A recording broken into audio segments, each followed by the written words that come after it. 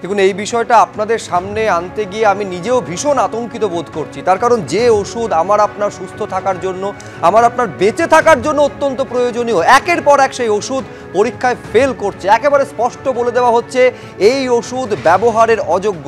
গতকাল 144টার তালিকা আপনাদের সামনে রেখেছিলাম, তার সঙ্গে যোগ হয়েছে নতুন করে আরও 134টা ওষুধ এবং ইঞ্জেকশন, তা ফেল করেছে গুণমানের পরীক্ষায়।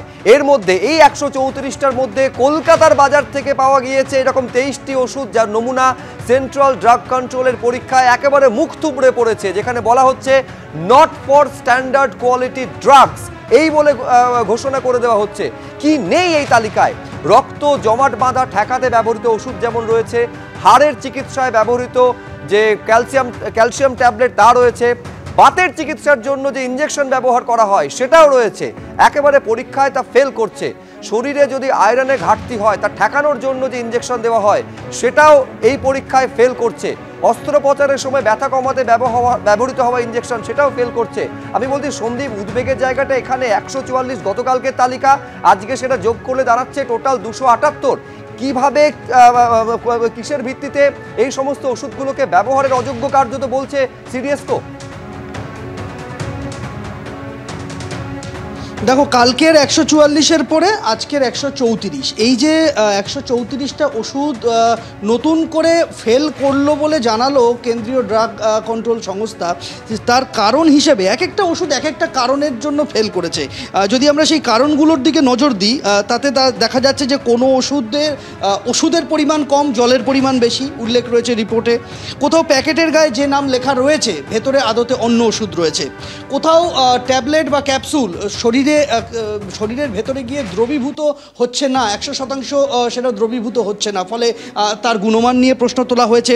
কোনো কোনো ক্ষেত্রে বলা হচ্ছে যে ওষুধটা নিম্নমানের, কোনো কোনো ক্ষেত্রে বলা হচ্ছে যে ওষুধের মধ্যে মিশে রয়েছে অপ্রয়োজনীয় দূষিত পদার্থ। কোথাও আবার সঠিকভাবে পরিশোধিত তরল ব্যবহার করে ওষুধ তৈরি করা হয়নি বলে উল্লেখ করা হয়েছে রিপোর্টে। কোথাও কোথাও বলা হয়েছে যে ওষুধ তৈরির সময় কেন্দ্রীয় ড্রাগ কন্ট্রোল বিভাগের গাইডলাইনের বাইরে গিয়ে ওষুধ বানানো হয়েছে। কোথাও বলা হয়েছে যে ব্র্যান্ডেড ওষুধ জাল করে বানানো হয়েছে। কোথাও আবার বলা হয়েছে অপরিশোধিত তরল দিয়ে ওষুধ বানানো হয়েছে। কোথাও ট্যাবলেটের গায়ে কালো কালো ছোপ রয়েছে বলে উল্লেখ করা হয়েছে। কোথাও আবার বলা হচ্ছে যে গোটা ওষুধটাই জাল। কোথাও আবার বলা হয়েছে যে ওষুধের যে ল্যামিনেশন কোটিং ট্যাবলেট বা ক্যাপসুলের ক্ষেত্রে সেই কোটিংটা ত্রুটিযুক্ত। এই বিবিধ কারণে সেই ওষুধগুলি কিন্তু তারা ফেল করেছে পরীক্ষায়। এবং তার মধ্যে নামি ব্র্যান্ডের ওষুধ রয়েছে, বহুল প্রচলিত বহুল ব্যবহৃত ওষুধও রয়েছে। স্বাভাবিকভাবেই সেই নামগুলো কিন্তু যথেষ্ট চিকিৎসকদের উদ্বেগ বাড়ানোর পক্ষে যথেষ্ট, কেননা এগুলো নিয়মিত তারা প্রেসক্রাইব করে থাকেন। এই রকম ওষুধ এই তালিকায় রয়েছে। এই যে 134টা ওষুধের তালিকা, এই 134টা ওষুধের তালিকার মধ্যে কলকাতার বাজার থেকে সংগ্রহ করে ল্যাবে পরীক্ষা করা হয়েছে এবং ফেল করেছে এমন ওষুধের সংখ্যা কিন্তু 23টা।